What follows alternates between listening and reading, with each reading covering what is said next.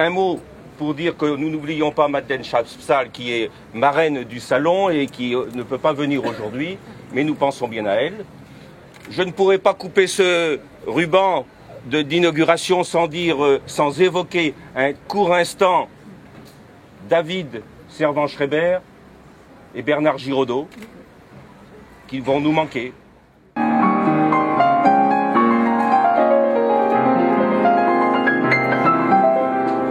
Ces maires qui sont là d'abord pour montrer que c'est très très solidaire l'île de Ré, de voir les deux inséparables, Yoshi et Stéphane, là aussi pour nous montrer ce qu'est la solidarité également de l'encre et de la pierre. J'aime beaucoup cette idée à la fois minérale et spirituelle qui nous fait galoper, parce que les livres, c'est ce qui nous fait vivre, c'est ce qui nous fait rêver, c'est ce qui nous fait nous évader les uns les autres.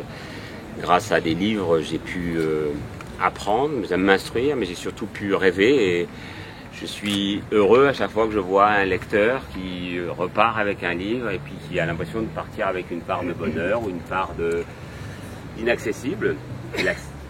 Il atteindra peut-être d'ailleurs un jour aussi à son tour. Donc c'est une très belle manifestation. Elle s'est ancrée ici, pour reprendre le thème de votre slogan, elle s'est ancrée il y a 5 ans maintenant, donc elle est devenue quasi adulte. Dans 2 ans, elle aura l'âge de raison. Moi, je me retirerai à ce moment-là, parce que quand même, ça va, c'est lourd à tenir.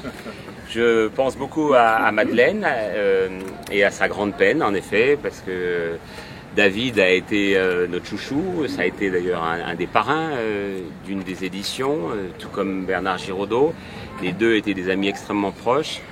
Avec Bernard, nous faisions partie tous les deux des écrivains de marine, et notre insigne était justement une encre, mais une encre de marine et une plume. Voilà, c'était l'encre et la plume, et ici on est sur l'encre et la pierre. Et donc merci, longue vie à ce très beau salon et à cette façon que vous avez trouvé les uns les autres de donner, de faire vivre l'île de Ré bien sûr, mais de donner comme ça un petit caractère à la fois festif et littéraire à ce cœur du mois d'août où normalement on est supposé s'écraser sur les plages.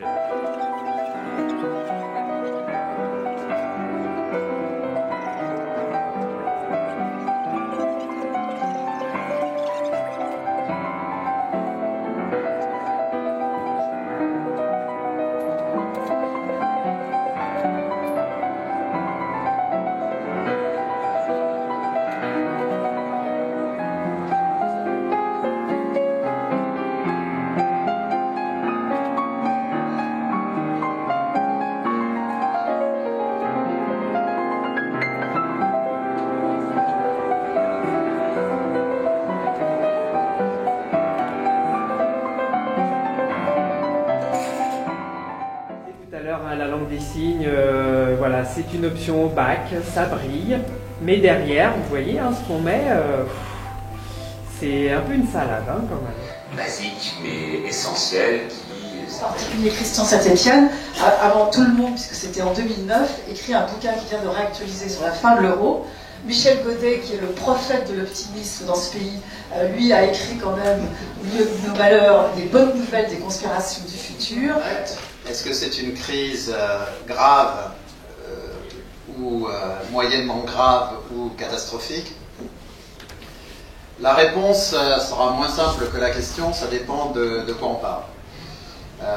Donc, ce que je vais essayer d'être à la fois extrêmement lucide et essayer de ne pas vous faire peur en même temps. Voilà.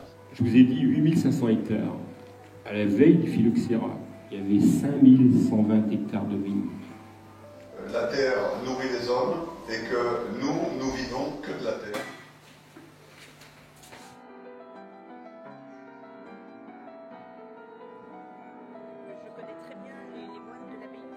Mon livre, Si nous nous taisons, était un hommage que je rendais aux moines, que j'avais connu, que j'ai fréquenté même depuis l'enfance, puisque le fil rouge de ma vie, ça a été l'Église et les religions en terre d'islam.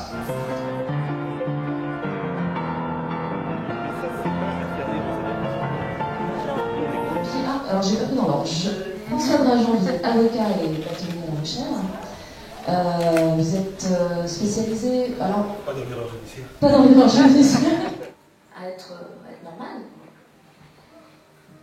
Ma vie après le génocide, une fois arrivée à Phnom Penh, cette ville qui était pareil très très jolie, parce que quand je suis retournée, ça a été un peu détruit. On avait le trottoir, on se fait chasser par les nouveaux riches, encore une fois, pour dire que ça c'est un loup, ça c'est un loup, même le trottoir c'est à eux. On essaye de survivre.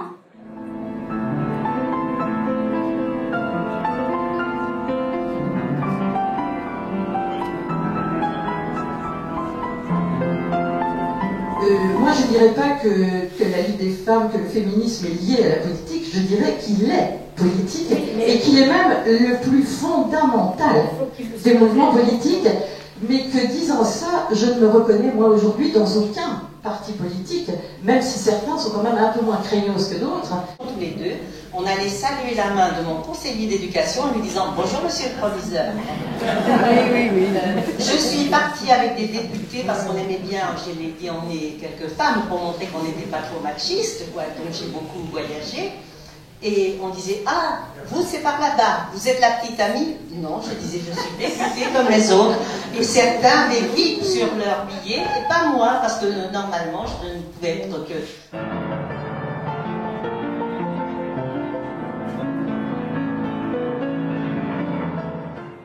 Donc le RAID, tel qu'il a été créé en 1985 par mes illustres prédécesseurs, qui étaient Robert Broussard et Ange Consigny, s'il revenait aujourd'hui dans ce type d'unité, il aurait bien du mal à la reconnaître, tant il est vrai qu'elle a été quand même profondément modifiée, qu'on est devenu de plus en plus des techniciens, des spécialistes.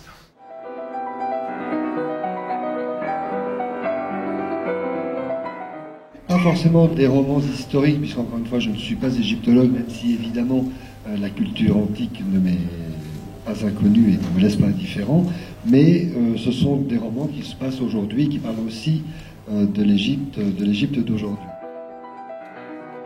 On avait repris cette idée-là de l'athéisme d'ailleurs des débuts, l'idée que le monde est une chaîne. C'est vrai que, en tout cas, la lecture, je le conçois moi à la fois. C'est aussi un outil thérapeutique.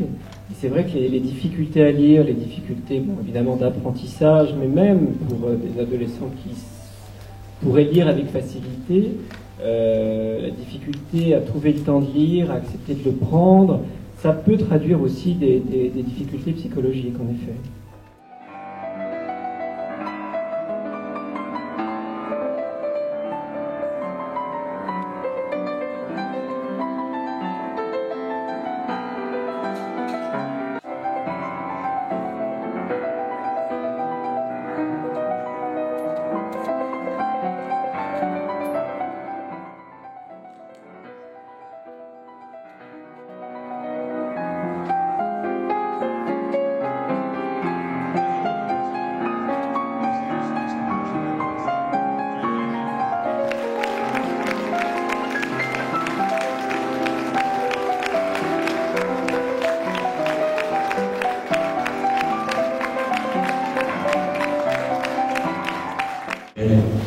Le monde est un village planétaire certes, mais c'est un village. Et l'île de Ré, c'est vraiment un village. Je crois qu'il y en a 10 à peu près, avec un chef de village, et puis des tas de Hurons qui chacun dans leur village défendent les qualités de cœur des Rétais. Et vraiment, c'est ça que je retiens à chaque fois que je viens ici.